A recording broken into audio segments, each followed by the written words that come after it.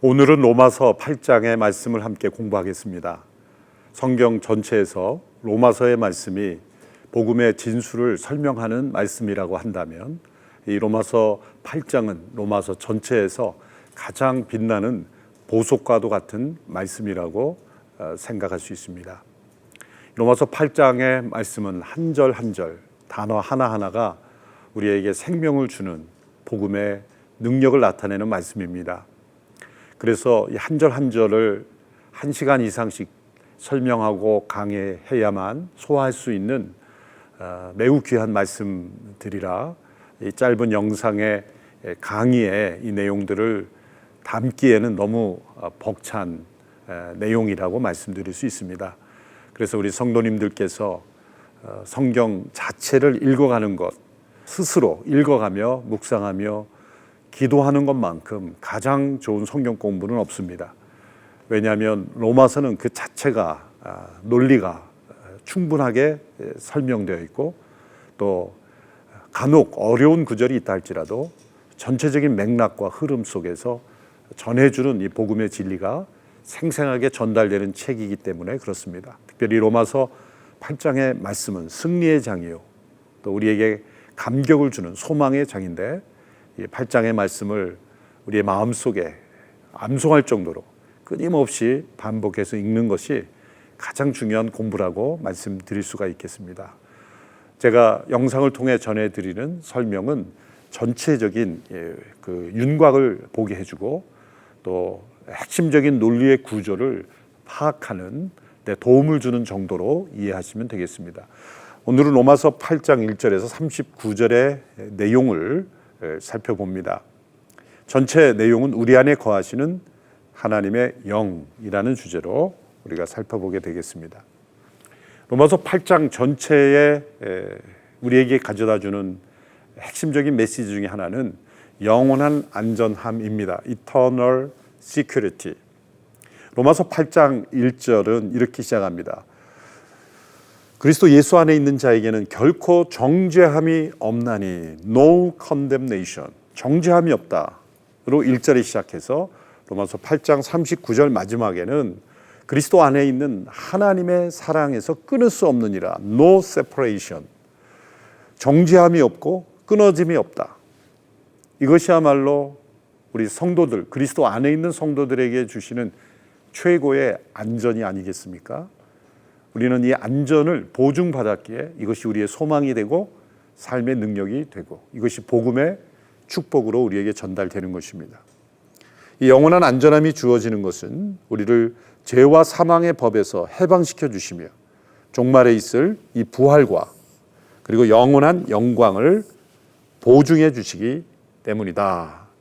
그래서 이 성령님, 하나님의 영의 가장 중요한 사역은 우리에게 보증해 주시는, 개런티해 주시는 거죠. 우리 안에 확증으로, 내적 확신으로 우리에게 이미 우리에게 일어난 복음 안에 나타난 하나님의 구원의 사실을 우리가 날마다 체험하고 능력으로 살아가게 하시는 것입니다. 그래서 죽음 이후에야 경험하는 천국이 아니라 오늘 이 땅에서 천국을 살아가는 삶을 살게 됩니다.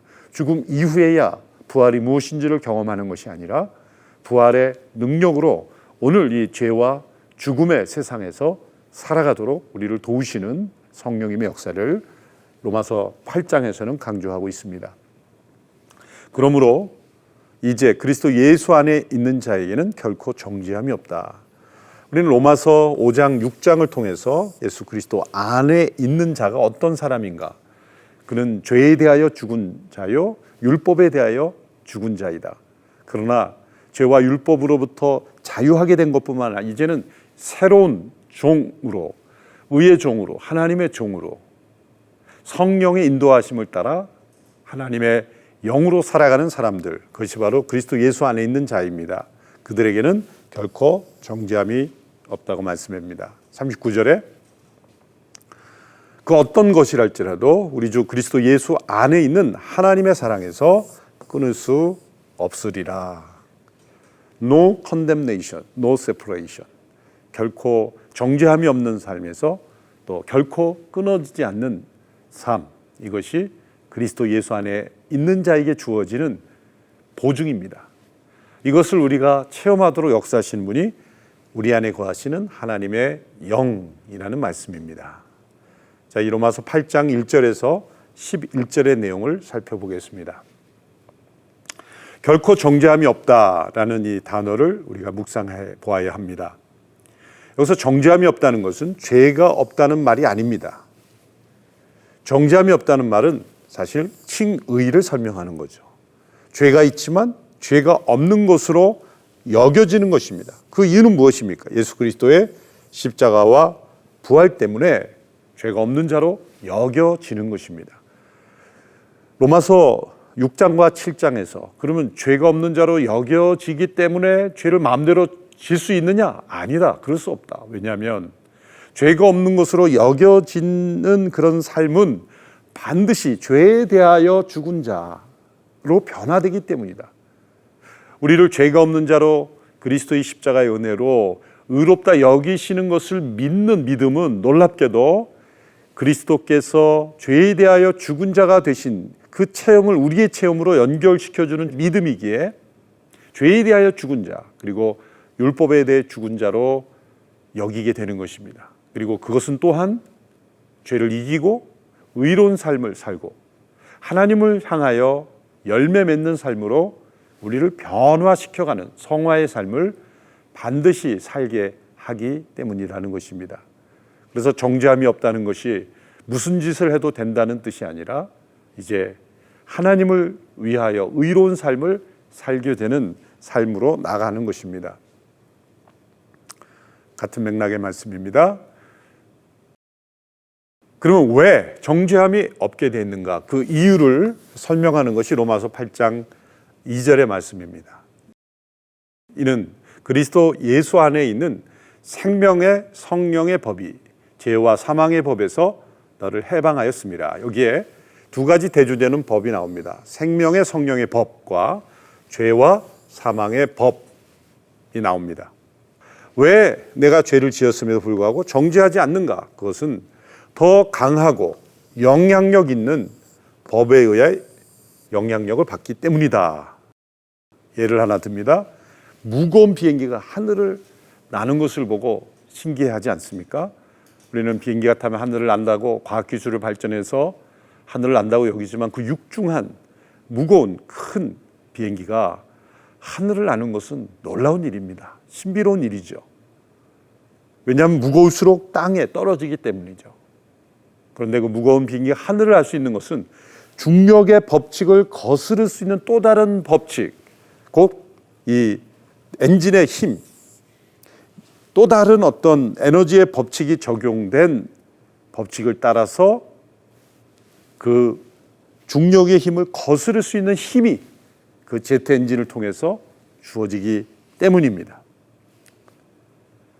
그래서 우리가 죄와 사망의 법이 강력했지만 이 생명의 성령의 법은 더 강력하기에 그 죽음을 이긴 부활의 영, 또 이 죄를 이기는 의의 힘, 이 성령 안에서 주어지는 생명의 능력이 우리로 하여금 죄와 사망의 법을 이길 수 있게 해주기 때문이다.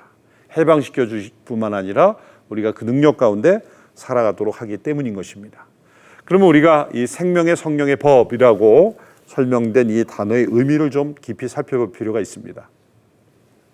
먼저 이 생명과 성령이라는 단어를 생명의 성령이라고 붙인 이유를 살펴봅니다. 성령님은 생명의 창조자이십니다. 삼위일체 하나님으로서 하나님께서 이 생명을 창조하실 때 우리가 우리의 형상대로 하나님의 형상대로 창조하셨다는 거죠. 그리고 그 삼위일체 하나님께서 인간의 코에 생기를 불어넣으심으로 생명이 됐죠.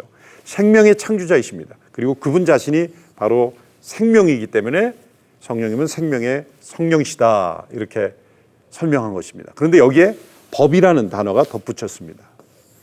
이 법이 무엇을 의미하는가? 이것을 알려면 이 법과 대조를 있는 다른 법, 곧 죄와 사망의 법이라고 할 때 그 법이 어떤 의미인지를 알면 역으로 적용이 되겠죠. 죄와 사망의 법에서 법은 그의 지체 속에서 죄의 법이 활동하기 때문에 그의 몸을 사망의 몸이라고 불러야 했습니다. 그래서 여기서 법이라는 말은 행동을 유발하고 통제하는 능력이라는 의미로 사용된 것입니다. 따라서 생명의 성령의 법이란 사망으로 인도하는 죄의 권세에서 우리를 해방하기 위해 우리 안에 작용하시는 성령의 권세, 능력, 성령의 역사하심을 법이라 이렇게 비유한 것입니다. 이 생명의 성령의 법이 그리스도 예수 안에 있는 자에게는 임하신다는 겁니다. 그 생명의 성령의 법이 우리 가운데 역사하심으로 우리에게 일어난 일, 또 한 가지 중요한 사실은 율법의 요구를 이루셨다는 것입니다. 로마서 8장 4절의 말씀 먼저 보시겠습니다.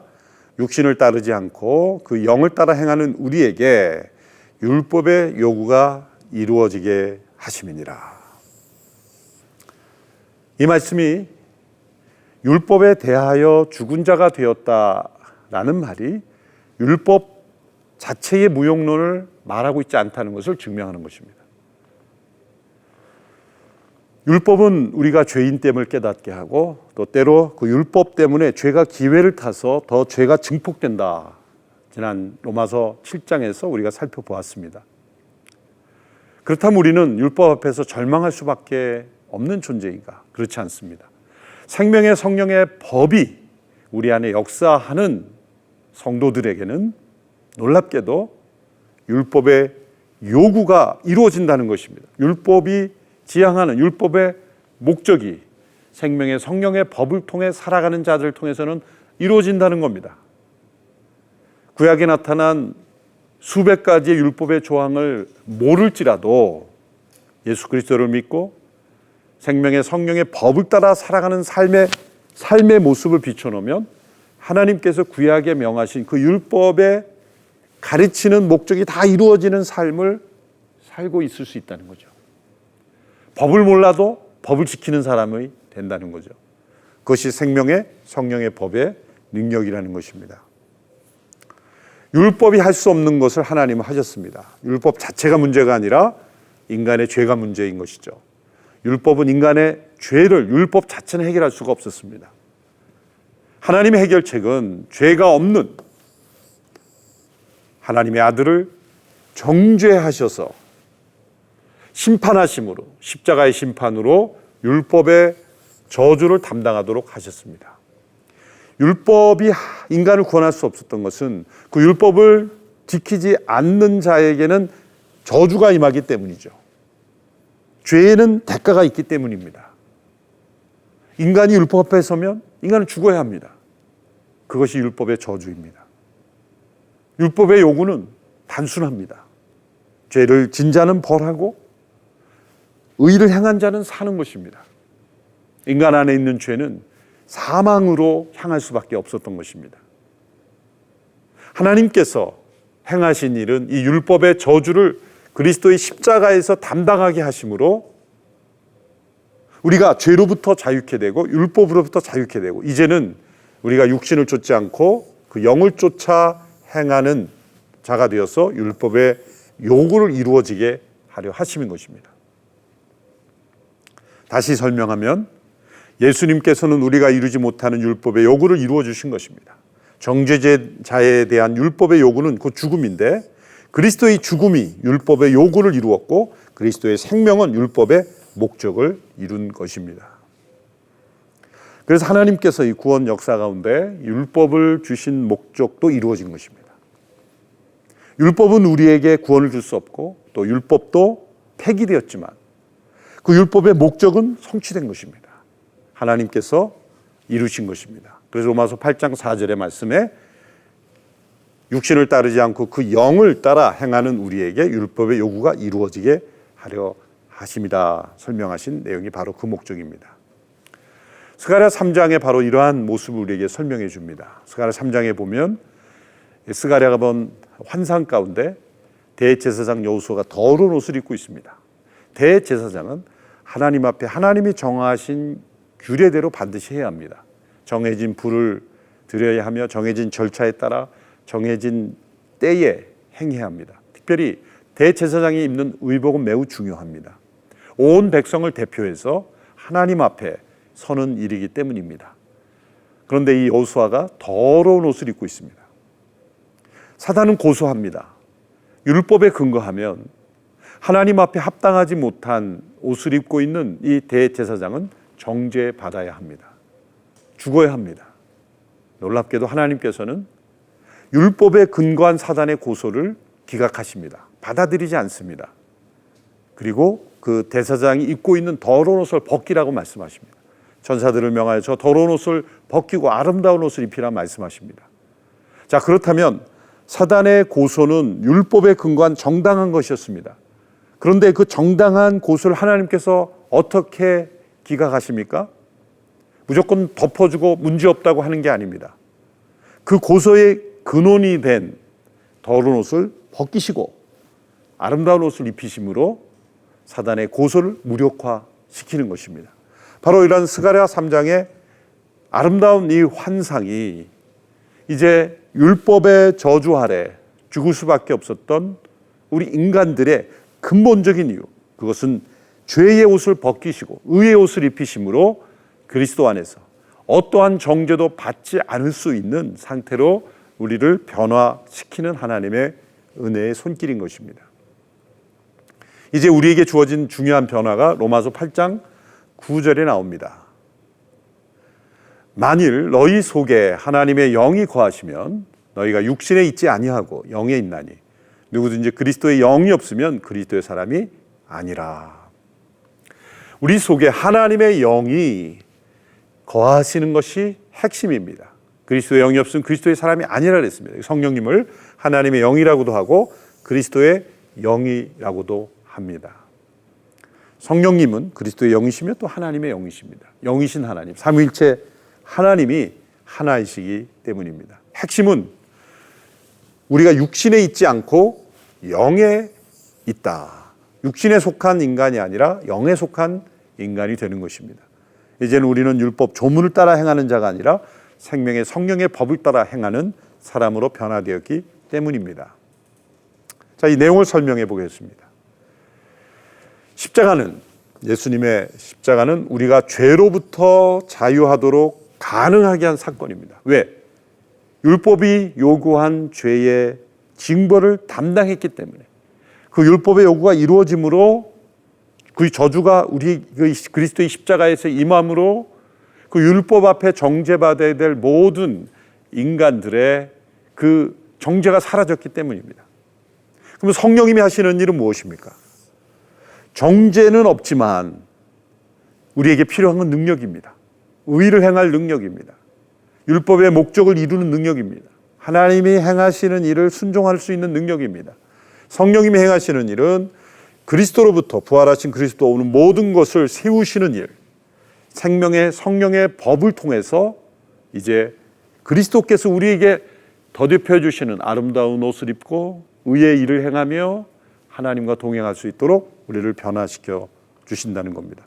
그러므로 결국 우리 안에 있는 성령의 역사, 우리가 육신에 있지 않고 영에 있다라고 할 때는 죄를 짓지 않을 수 있도록 만들어 주시고 자유를 누릴 수 있도록 일하시는 것입니다. 십자가를 통과하지 않고는 성령님의 능력을 경험할 수 없습니다. 동시에 성령님은 언제나 먼저 십자가로 안내합니다. 이 성령의 능력, 영으로 살아가는 성도들은 그리스도의 십자가를 통과하지 않고는 이 우리 안에 거하신 하나님의 영, 그리스도의 영의 능력을 체험할 수 없습니다. 그러나 동시에 이 성령님 언제나 우리를 먼저 십자가를 향하게 하십니다. 그래서 죄에 대하여 죽고 율법에 대하여 죽은 그리스도와 함께 죽고 그리스도와 함께 사는, 그래야만 성령이 우리 가운데 내주하실 수가 있기 때문입니다. 그래서 먼저 십자가로 우리를 안내하시는 것입니다. 그래서 로마서 8장 5절에서 8절과 로마서 8장 9절에 11절이 대조가 됩니다. 육신을 따르는 자와 영을 따르는 자로 구별되는 것입니다. 먼저 로마서 8장 5절에서 8절의 말씀을 읽어보겠습니다. 육신을 따르는 자는 육신의 일을, 영을 따르는 자는 영의 일을 생각하나니 육신의 생각은 사망이요 영의 생각은 생명과 평안이니라. 육신의 생각은 하나님과 원수가 되나니 이는 하나님의 법에 굴복하지 아니할 뿐 아니라 할 수도 없습니다. 육신에 있는 자들은 하나님을 기쁘시게 할 수 없다. 대조가 되는 영의 이끌림을 받는 사람들에 관한 말씀, 로마서 8장 9절에서 11절의 내용입니다.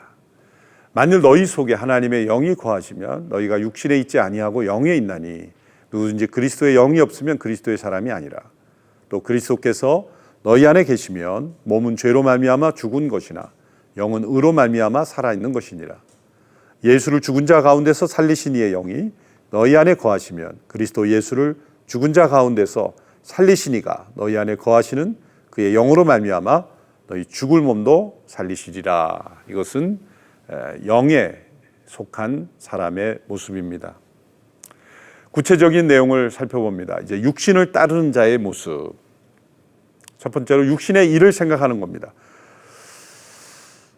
육신을 따르는 자가 육신의 일을 생각한다. 이 생각의 영역에서 육신의 일이 포함된 겁니다. 두 구절을 보충 구절로 들었습니다. 고린도전서 2장 14절과 갈라디아서 5장 19절에서 21절.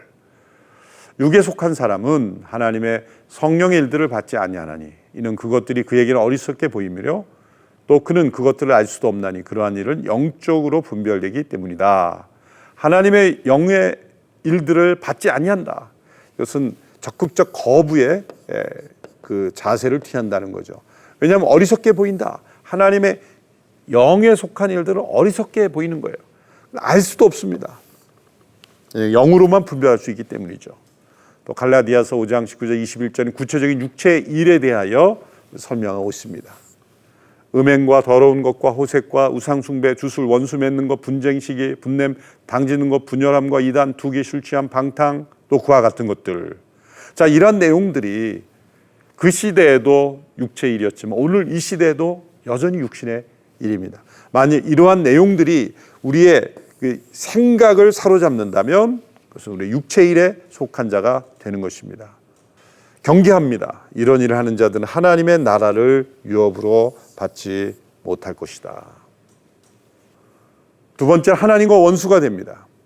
어떤 분은 이렇게 말할 수 있습니다. 저는 뭐 하나님 비난한 적도 없고 하나님 미워한 적도 없고 하나님과 원수를 행한 적이 저는 없는데요. 그냥 하나님을 믿지 않을 뿐인데 제가 왜 하나님과 원수입니까? 이런 생각을 가질 수가 있습니다. 골로새 1장 21절에 이렇게 말씀합니다. 전에 악한 행실로 멀리 떠나 마음으로 원수가 되었던 너희를. 자, 여기서 중요한 게 멀리 떠나입니다. 하나님과 원수가 되었다는 것은 적극적으로 나는 하나님 비판하지도 않고 나름대로 하나님 믿는다고 하는 사람 인정하고 저는 살았습니다. 그런데 왜 저를 하나님과 원수되었다고 말합니까? 라고 말할지 모르지만 이렇게 설명해야 됩니다. 자, 하나님과 원수가 된다는 게 어떤 의미인가? 육신의 생각에 고정되어 있는 사람은 당연히 하나님과 원수가 된 겁니다. 왜? 하나님과 마땅히 맺고 있어야 할 관계가 있는데 그 하나님과 마땅히 맺고 있는 관계 속에 있지 않은 것은 그 원수가 되어 있는 거죠. 예를 들어서 가정에 어느 자녀가 있습니다. 부모와 함께 사는데 부모님과 마땅히 맺을 관계가 뭡니까? 함께 식사하고 대화하고 그리고 자신의 삶을 나누고 도움 필요하면 요청하고 일상적인 생활인데 자녀는 부모에게 도움을 요청하지도 않고 인사하지도 않고 남처럼 살아갑니다. 그러면서 이렇게 말할 수 있죠. 저는 부모님 욕하지 않았습니다. 부모님에 대한 미움 없습니다. 부모님에 대해서 아무런 비난하지 않았습니다. 그럼 그러므로 부모님은 저와 원수가 아닙니다 라고 말할 수가 있습니까? 마땅히 맺어야 될 정상적인 관계 속에서의 마땅히 있어야 될 모습이 없다면 그것은 이미 원수된 상태라는 거죠. 하나님이 어떤 분입니까? 그분은 우리를 창조하셨고 심판하실 만왕의 왕이십니다. 그분께 돌려야 될 마땅한 영광이 있습니다. 그분이 차지해야 될 마땅한 권위가 있습니다. 그분께 돌려줘야 될 마땅한 우선순위가 있는데 그것이 돌려져 있지 않다면 그분 입장에서 볼 때 그것은 상대적으로 미워하고 있는 것이다. 자녀가 마땅히 부모에 대해서 행해야 될 어떤 태도를 가지지 않는다면 제가 나를 미워하고 있구나 생각할 수밖에 없죠. 마찬가지로 반대도 마찬가지입니다. 부모가 자녀에게 마땅히 행해야 될 그러한 부모의 역할, 부모의 보호와 사랑을 베풀어 주지 않으면 자녀가 생각할 때 부모는 나를 미워하고 있구나 라고 여길 수밖에 없는 것입니다.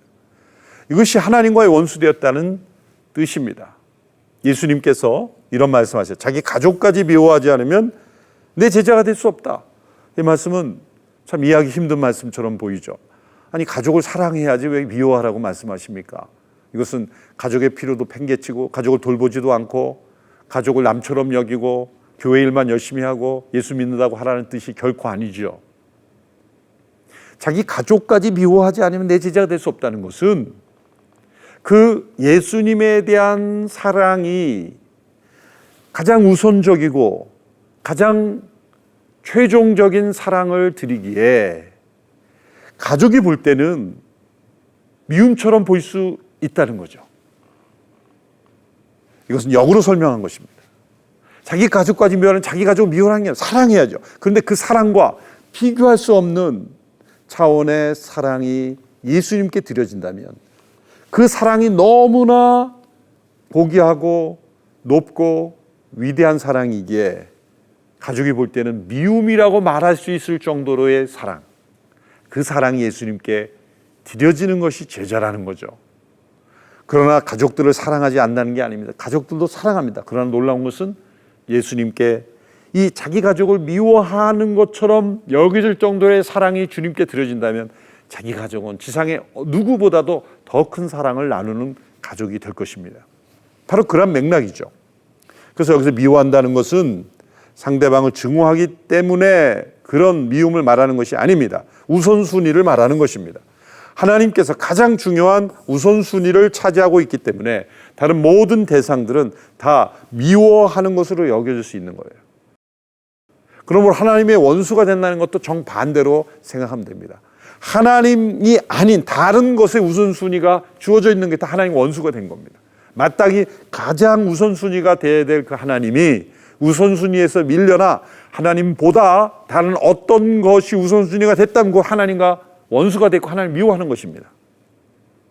그러므로 우상 숭배는 하나님보다 더 사랑하는 것이 우리의 우상이고 우상을 숭배하면 하나님과 원수가 되는 것입니다. 육신의 일을 생각하는 자가 바로 하나님의 원수가 된다는 겁니다. 세 번째, 더 나아가 하나님을 기쁘시게 할 수도 없죠. 당연한 논리입니다. 하나님과 원수된 자 어떻게 하나님을 기쁘시게 할 수 있습니까? 자, 하나님에게 적대감을 품는다는 것은 전적 타락의 증거이고 하나님을 기쁘시게 할 수 없다는 것은 전적 무능력의 증거입니다. 두 번째, 하나님과 원수됐다는 것이 전적 타락의 증거고 세 번째, 하나님을 기쁘시게 할 수 없는 것이 전적 무능력입니다. 전적 무능력은 우리가 전적으로 타락했기 때문에 우리에게 일어나는 일입니다. 하나님을 기쁘시게 할 수 없는 것입니다. 자, 영을 따르는 자의 삶을 보십시오. 첫째로 성령의 일을 생각합니다.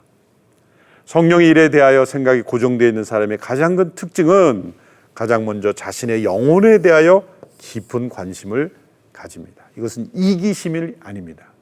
자신의 영혼에 깊은 관심을 가진 사람은 내 생각이 하나님의 뜻 가운데 있는지 아닌지를 날마다 분별합니다.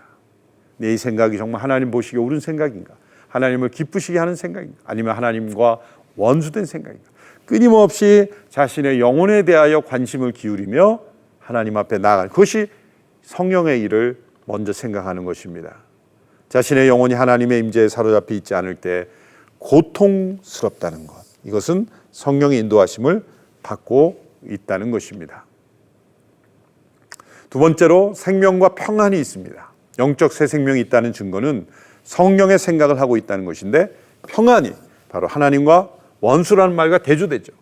하나님과의 평안을 누린다. 그것은 그리스도 안에 있는 하나님부터는 의의 결과로 우리가 첫 번째로 경험하게 되죠. 그래서 요한복음 14장 27절과 16장 33절에서 평안을 너희에게 끼친다. 나의 평안을 너희에게 주노라. 내가 너희에게 주는 것은 세상이 주는 것 같지 아니하니라. 너희는 마음에 근심하지도 말고 두려워하지 마라. 예수님께 주시는 이 평안, 그것이 성령의 일을 생각하는 자에게 주어지는 평안입니다. 이것을 너희에게 이르는 것은 너희로 내 안에서 평안을 누리게 하려 함이라. 세상에서 너희가 환난을 당하나 담대하다 내가 세상을 이겼노라. 세상의 어떤 상황 속에서도 평안을 누릴 수가 있습니다. 세 번째로 현재의 삶은 의로 말미암아 살아 있는 것이고, 그리고 미래의 삶은 죽을 몸이 다시 살아날 것입니다. 로마서 8장 10절 11절에서 이렇게 설명합니다. 또 그리스도께서 너희 안에 계시면 몸은 죄로 말미암아 죽은 것이다. 영은 의로 말미암아 살아있는 것이다. 현재 우리의 상태입니다. 몸은 죽었지만 영은 살아있습니다. 우리가 그리스도 안에 있지 않을 때는 몸도 죽은 것이고 영도 죽은 것입니다.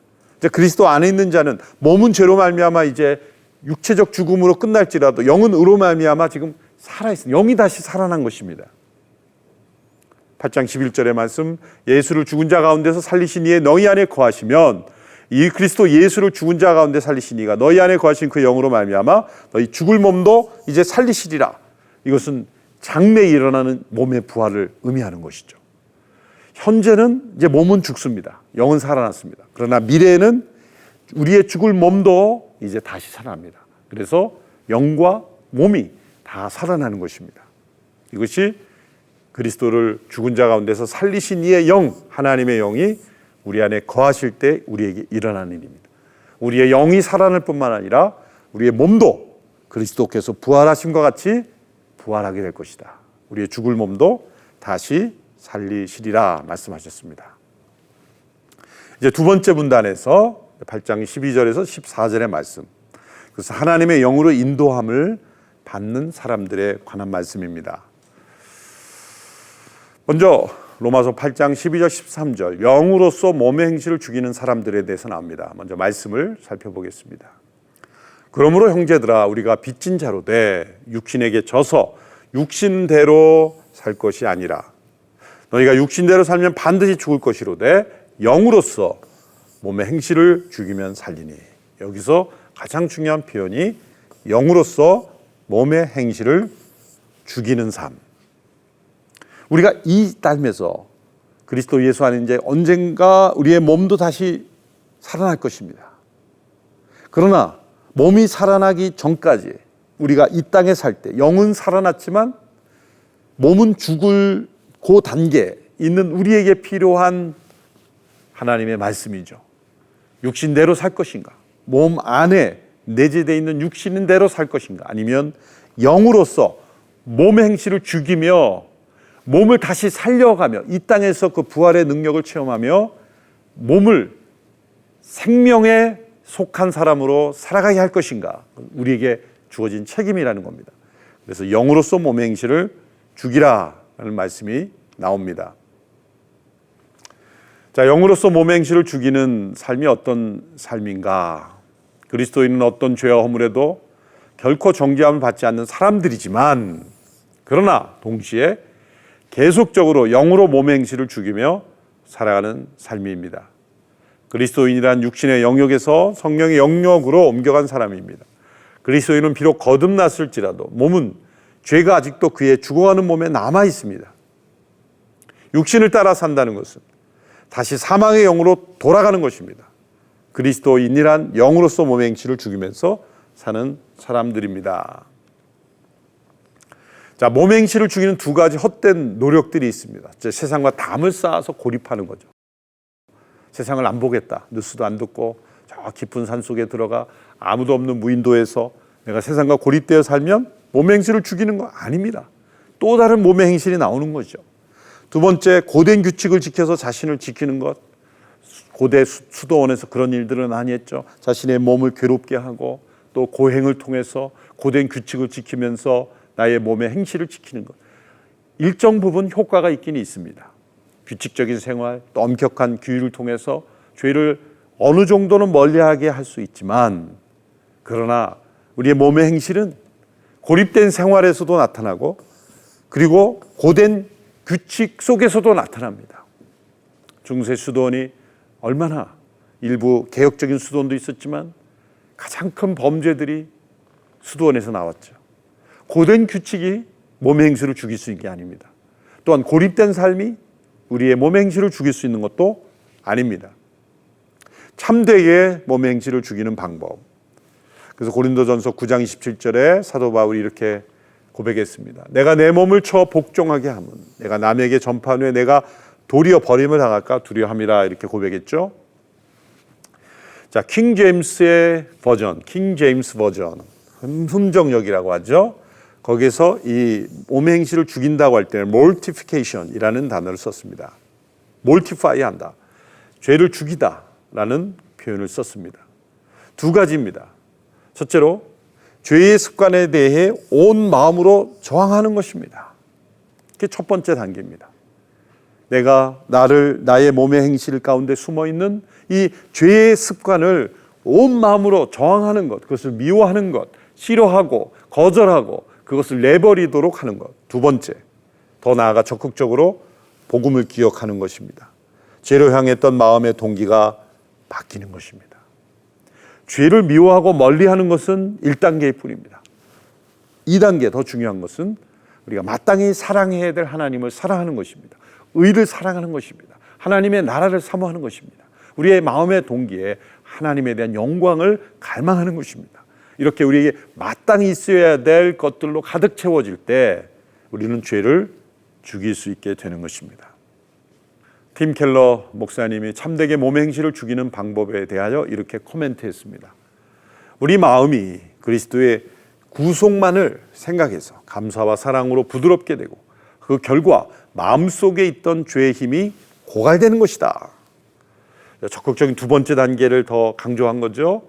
그리스도의 구속, 그분의 은혜, 그분의 사랑, 그분의 역사에 대한 감사로 인하여 그분께 집중하게 될 때 우리의 마음에 있던 죄의 힘이 고갈되는 겁니다. 우리가 죄 자체를 미워하게 되면 죄 또한 우리를 미혹하는 힘을 상실하게 됩니다. 요컨대 우리가 죄로 물든 습관으로부터 단호하게 돌아서서 성령의 일을 생각하며 그리스도의 은혜와 사랑에 빚진 마음으로 죄를 짓고자 하는 동기에서 돌아설 때 그것이야말로 성령 안에 죄를 죽이는 것이다. 이제 동기의 돌아섬, 또 여기에 우리의 생각의 내용의 전환, 육의 일을 생각하는 우리의 생각에서 영의 일을 생각하고 또 더 나아가 우리의 마음의 동기가 뒤바뀌는 것. 이제는 죄를 사랑하는, 죄를 짓기를 소원하는 마음에서 하나님이 기뻐하신 일을 행하는 동기로 변화되는 것, 이것이 죄를 죽이는 것이다 라고 말씀했습니다. 끊임없이 우리가 하나님 말씀을 묵상하고 또 기도를 통해 우리의 마음에 그 영의 생각이 자리 잡게 하고 또 우리의 동기 속에서 하나님이 기뻐하시는 성령의 일을 끊임없이 생각하는 것, 그것이 죄를 죽이는 것이다 설명했습니다. 이제 세 번째 문단에서 로마서 8장 15절에서 17절의 말씀을 우리가 살펴보겠습니다. 이 내용은 이 그리스도 안에서 하나님의 영을 받은 자에게 주어지는 중요한 축복을 설명합니다. 그것은 이 성령님을 양자의 영이라고 했는데 아버지라고 부를 수 있는 유일하신 아들은 예수 그리스도이신데 우리는 하나님께 입양된 자녀로서 하나님을 아버지라고 부를 수 있는 거죠. 그 양자들에게도 상속이 주어져 있습니다. 본질상 진노의 자녀였고 아담의 자손이었던 우리가 새로운 생명을 받아 하나님의 가족의 양자로 받아들여졌습니다. 입양되었지만 우리는 양자의 영을 받아 자녀와 동일한 자녀됨을 확신하게 되는 영적 친밀함을 가지게 되었습니다. 자, 몸의 행실을 죽이도록 도우시는 성령님이 더 나아가서 하나님의 자녀됨을 확신시켜 주는 것입니다. 우리가 몸의 행실을 죽임으로써 하나님의 자녀로 인정받으려는 것이 아니라 몸의 행실을 죽일 수 있는 가장 큰 동기는 무엇입니까? 우리가 하나님의 자녀라는 것입니다. 그리고 하나님께서 우리에게 주신 엄청난 유업의 상속이 있다는 것입니다. 그 가장 중요한 내용이 구원의 확신이죠. 로마서 8장 16절의 말씀 보시면 성령이 친히 우리 영과 더불어 우리가 하나님의 자녀인 것을 증언하신다. 이 구원의 확신은 성령님의 내적인 증거에서 오는 것입니다. 성령 세례의 가장 중요한 증거, 그래서 하나님의 자녀라는 내적인 확신이죠. 예수 그리스도는 타락의 결과들을 제거하시고 아담이 잃어버렸던 복락들을 회복시켰을 뿐만 아니라 그보다 더한 것을 허락하신 것입니다. 그리스도를 통하여 하나님과 새로운 관계 속으로 들어가 아담보다 더 높은 자리에 서 있게 하는 것입니다. 양자의 영을 받음으로 일어나는 변화, 그것은 신분의 변화만 일어나는 것이 아닙니다. 하나님 아버지의 성품까지 닮아가는 인격의 변화까지 일어나는 것입니다. 그것은 양자의 영을 받아 하나님과 친밀함을 누릴 수 있게 되었기 때문에 우리에게 나타나는 것입니다. 그래서 우리는 이 그리스도와 함께한 상속자라는 새로운 아이덴티티가 주어지죠. 로마서 8장 17절의 말씀입니다. 자녀이면 또한 상속자, 자녀이면 또한 상속자다. 중요한 개념이죠. 곧 하나님의 상속자요, 그리스도와 함께한 상속자니, 이것은 나 홀로 받는 상속이 아닙니다. 우리가 그리스도와 함께 있을 때만 주어지는 거예요. 우리가 그리스도와 함께 그리스도 안에 있을 때만 주어지는 상속이에요. 그리스도 밖에서 그리스도와 관계없는 사람에게 주어지는 것이 아닙니다.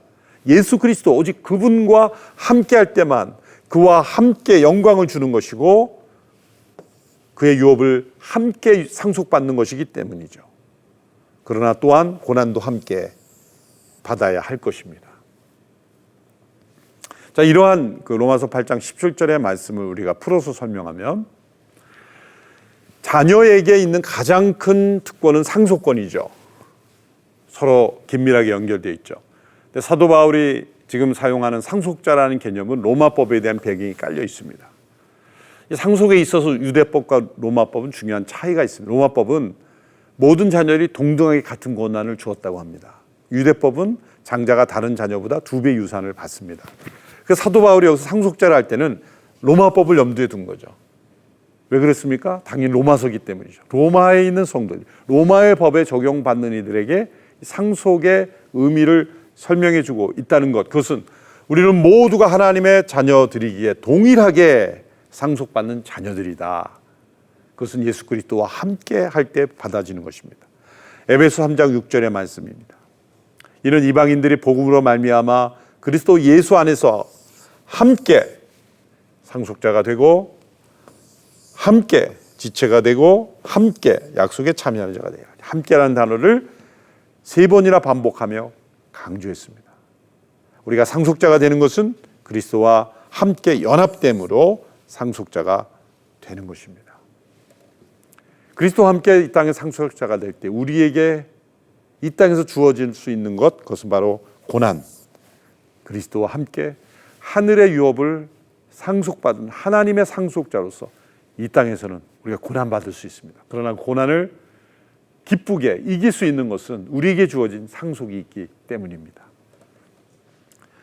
팀 켈러 목사님은 이 하나님의 자녀가 누리는 7가지 특권을 이러한 맥락의 말씀에서 정리해 보았습니다. 첫째, 안전함이죠. 부모와 자녀 간에 관해서 누리는 이 안정감. 두 번째는 이제는 종이 아닌 자녀로서 가진 이 권세, 자녀의 권세. 종은 주인의 눈치를 봅니다만 자녀는 아버지, 부모의 눈치를 보지 않습니다. 부모가 있는 공간에 언제든지 액세스할 수 있어요. 언제든지 다가갈 수 있어요. 이게 자녀의 권세죠. 친밀함, 하나님을 아바라고 부를 수 있는 이 친밀함. 네 번째는 하나님의 자녀됨 확신. 그리고 다섯 번째는 그리스도와 함께 상속자가 되는 것. 그리고 우리에게 주어지는 또 하나의 축복. 그것은 하나님이 사랑하시는 자녀를 단련하심으로 이제 하나님을 닮게 하시는 내용입니다. 이제 우리 안에 거하시는 성령님께서 양자영이 되심으로 하나님을 아바 아버지라 부르게 하며 우리 안정감을 느끼게 하며 우리가 권세를 누리게 하며 친밀함을 경험하게 하며 우리 안에 내적 확신을 주며 또 하나님의 상속자의 축복을 누리게 하며, 그러나 때로 고난을 통해 우리를 연단하심으로 우리가 하나님을 닮은 자녀로 변화시켜 가게 하신다. 이것이 로마서 8장 후반부에 나오는 하나님의 자녀가 되는 7가지 특권이 되겠습니다. 자, 이제 네 번째 문단으로 8장 18절에서 25절의 말씀입니다. 이것은 장차 우리에게 나타날 영광에 관한 말씀입니다. 8장 18절의 말씀이죠. 생각하건대 현재의 고난은 장차 우리에게 나타날 영광과 비교할 수 없도다. 그래서 이 로마서 8장은 점점 장차 우리에게 주어지는 이 상속을 통해 주어지는 이 영광을 바라보도록 소망하도록 우리를 이끌어가고 있습니다. 자, 이 영광을 생각할 때 장차 우리에게 나타날 영광이 있는데 왜 우리에게 이 영광이라는 것을 바라보도록 하셨습니까? 우리는 원래 영광스럽게 창조된 존재입니다. 하나님의 형상대로 지음을 받았다는 것 자체가 영광스러운 것입니다. 여러분, 고귀한 것일수록 떨어지면 더 심하게 파괴됩니다. 고귀한 그릇은 깨지면 더 슬픈 것입니다. 값진 음식일수록 더 쉽게 썩는 것입니다. 인간이 비참함을 느끼는 이유가 뭘까요? 다른 어떤 동물이 내가 땅 위를 걸어 다니면서 음식을 주워 먹는다고 비참함을 느낍니까? 그러나 인간이 만일 걸어가면서 땅에 떨어져 있는 음식을 주워 먹으면 비참하게 느낄 겁니다. 그 비참함은 왜 느끼는 것일까요? 인간은 원래 위대한 존재이기 때문에, 인간은 원래 영광스러운 존재이기 때문에. 정반대로 사람들이 왜 그렇게 인기를 원할까요? 알려지기를 원할까요? 사람들이 나를 주목하기를 원할까요? 인간은 원래 영광스러운 존재였기 때문에, 그 영광을 상실했기 때문에, 로마서 3장 23절의 말씀처럼 모든 사람이 죄를 범했음에 하나님의 영광에 이르지 못하였다. 정반대로 이 말씀을 설명하면 죄를 범하지 않았을 때는 하나님의 영광스러운 존재였다는 거예요. 죄는 이 하나님의 영광에서 떨어지게 만든 거예요. 그러므로 영광스러운 존재가 영광을 잃어버렸으니 그 영광을 다시 찾고자 하는 겁니다. 그런데 문제는 헛된 것으로 찾는 거예요. 사람들의 인기나 자신의 외모나 또 성취나 그 모든 것으로 자신을 영광스럽게 스스로 만드는 거예요. 그런데 이것은 하나님께서 주셔야 하는 하나님의 영광이기 때문에 하나님으로부터 오는 영광을 구하지 않으면 이 영광은 채워질 수가 없는 거예요. 회복이 되지 않는 거예요. 인간은 영광에 굶주린 존재가 되어버렸어요. 원래 영광스러운 존재가 죄로 말미암아 영광에서 추락했기에 영광에 굶주린 존재가 됐어요. 요한복음 5장 44절에 예수님께서 사람들에게 말했습니다. 너희가 서로 영광을 취하고 유일하신 하나님께로부터 오는 영광을 구하지 아니하니 어찌 나를 믿을 수 있느냐. 이 인간의 실상입니다. 영광에 목마른 존재, 끊임없이 영광을 취하고자 하나 하나님께로부터 오는 영광은 찾지 않는다라는 말씀입니다. 그러나 이제 우리에게 예수 그리스도 안에서 소망이 생겼습니다. 이제 우리는 영광에 이르는 존재가 되었다는 것입니다. 고린도후서 4장 17절 18절의 말씀. 우리가 잠시 받는 환난에 경한 것이 지극히 크고 영원한 영광에 중한 것을 우리에게 이루게 함이니 우리가 주목하는 것은 보이는 것이 아니요 보이지 않는 것이니 보이는 것은 잠깐이요 보이지 않는 것은 영원함이라. 영원한 영광에 중한 것, 여기서 C.S. 루이스가 영광의 무게라는 유명한 그 설교를 남기죠. 영광의 무게. 이 지극히 크고 영원한 그 영광이 우리에게 주어진다는 거죠. 로마서 8장은 그 영광을 바라보고 있습니다. 구원은 영광을 회복하는 것입니다.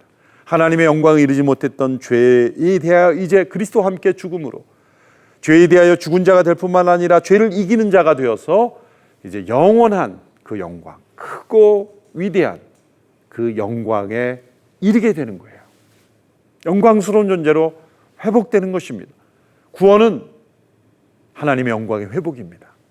우리 안에 마땅히 있어야 될 영광을 회복하면 인간은 끊임없이 자기 스스로 이 영광에 이르도록 영광을 취하고 구하려고 하지만 그러나 예수 그리스도 안에서 그 하나님의 영광은 우리에게 회복되는 것입니다.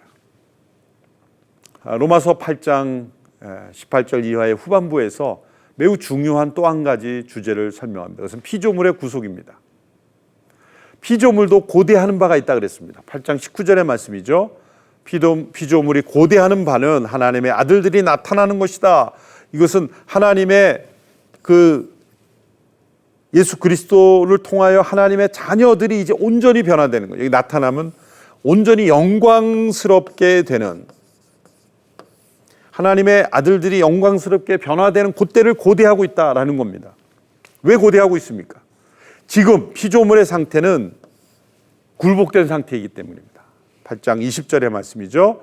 피조물이 허무한데 굴복하는 것은 자기 뜻이 아니요 오직 굴복하게 하시는 이로 말미암니다. 지금 허무한데 굴복하고 있다라는 건 뭐냐면 모든 피조물이 다 썩어집니다. 이 피조물 안에 있는 이 썩어짐, 태화됨, 흔히 우리가 연력학 법칙이라 그러죠. 그 엔트로피의 법칙이라 그러죠. 점점점 에너지가 더 소멸되어 가는 것. 이것이 바로 피조물이 허무한 데 굴복한다, 이런 뜻입니다. 쇠퇴의 과정, 쇠약의 과정, 퇴락의 과정, 퇴화, 이 모든 것이 다 이 피조물이 굴복하고 있다 설명하는 것입니다. 그래서 피조물이 지금 탄식하고 있다. 로마서 8장 22절, 23절의 말씀입니다. 피조물이 다 이제까지 함께 탄식하며 함께 고통을 겪고 있는 것을 우리가 안다.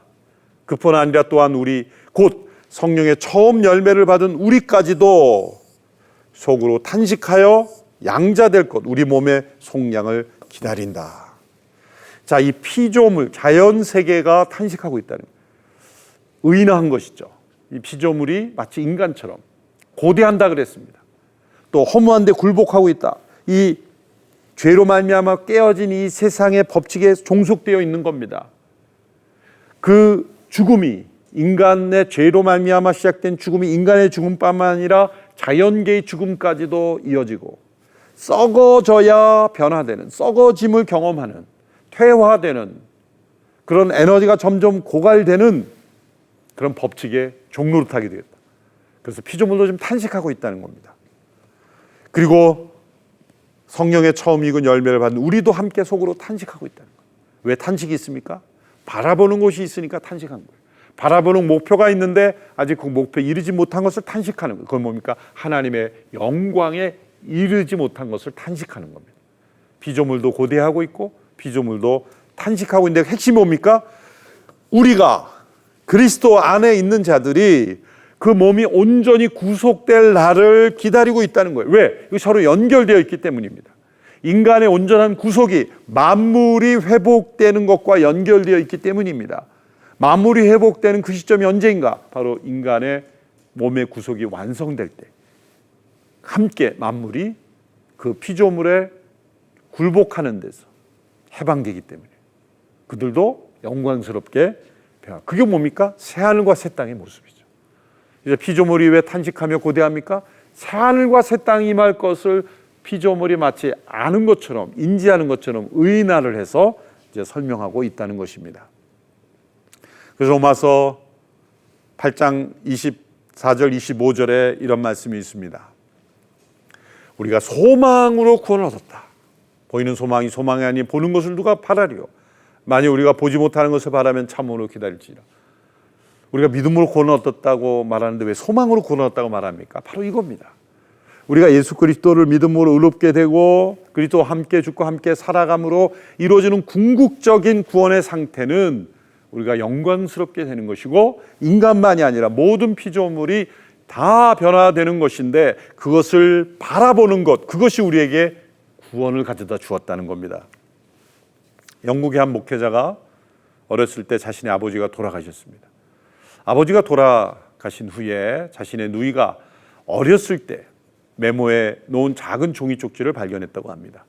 그 누이의 나이가 10살 정도 되었을 때인데 그 소녀가 장례식 때 종이 조각에 이런 메모를 적힌 것을 목회자가 발견합니다. 오늘 아빠는 우리를 떠나셨다. 그는 영광스러운 하나님의 아들들의 자유를 누리기 위해서 가신 것이다. 10살 된 이 딸이 얼마나 성숙했습니까? 10살 된 이 딸은 로마서 8장의 이 진리를 깨달았던 것입니다. 우리의 죽음은 영광스러운 것입니다. 그리고 이 죽음 너머에 있는 우리에게 영광스러운 자유가 있습니다. 우리에게 주어진 이 구원의 영광을 바라보는 것, 그것이 소망이요, 그것이 또 우리를 더 구원의 능력을 체험하게 한다는 것입니다. 로마서 8장 1절로 이제 25절까지의 내용을 살펴보았는데 이 내용은 우리로 하여금 가슴 벅찬 소망을 가지게 합니다. 왜냐하면 우리 안에 있는 하나님의 영이 우리로 하여금 생명의 성령의 법으로 살게 하시기 때문입니다. 그 생명의 성령의 법은 우리로 하여금 하나님을 닮아가게 합니다. 그리고 예비하신 온전한 구원을 소망하게 합니다. 우리는 죄를 죽일 수 있습니다. 성령의 생명의 법으로, 생명의 성령의 법으로 우리는 몸의 행실을 죽임으로 영으로서 날마다 살아가는 변화의 삶을 살 수가 있다는 것입니다.